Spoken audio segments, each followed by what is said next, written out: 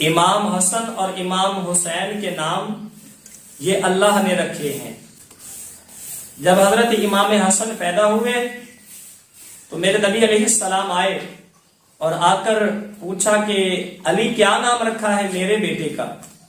ارے بیٹے تو علی کے ہیں، لیکن قرآن نے انہیں محمد کا بیٹا کہا ہے، قرآن نے انہیں محمد کے بیٹے کہا ہے۔ کیا نام رکھا ہے میرے بیٹے کا؟ عرض کیجیے حرب نام رکھا ہے۔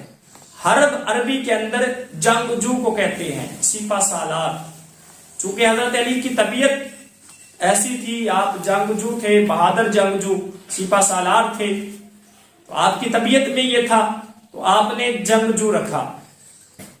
پیارے آقا نے فرمایا علی اس کا نام حسن ہے، اس کا نام حسن ہے۔ جب چھوٹا پیدا ہوا تو پھر پیارے آقا آئے اور پیارے آقا نے فرمایا کہ کیا نام رکھا ہے میرے بیٹے کا؟ عرض کی یا رسول اللہ حرب رکھا ہے، وہی نام دوبارہ کہا، حرب رکھا ہے۔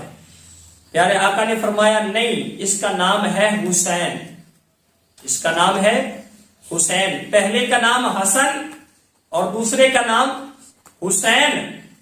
حضرت علی عرض کرتے ہیں یا رسول اللہ یہ نام تو پیارے ہیں، لیکن ہمیں حکمت بتا دے کہ اس میں راز کیا ہے۔ پہلے بیٹے کا میں نے حرب نام رکھا، آپ نے حسن رکھ دیا، دوسرے بیٹے کا حرب نام رکھا، آپ نے حسین رکھ دیا۔ ہے تو اس میں حکمت، لیکن راز بتا دے کہ راز کیا ہے۔ حضور نے فرمایا کہ اے علی یہ دو نام حسن اور حسین یہ اللہ نے پردوں میں چھپا رکھے تھے۔ 1,24,000 کم و بیش انبیاء تشریف لائے اور ان کی امتیں آئی، اللہ نے کسی نبی کو یہ نام نہیں عطا کیا، نہ ان میں سے کسی کے امتی کو عطا کیا ہے۔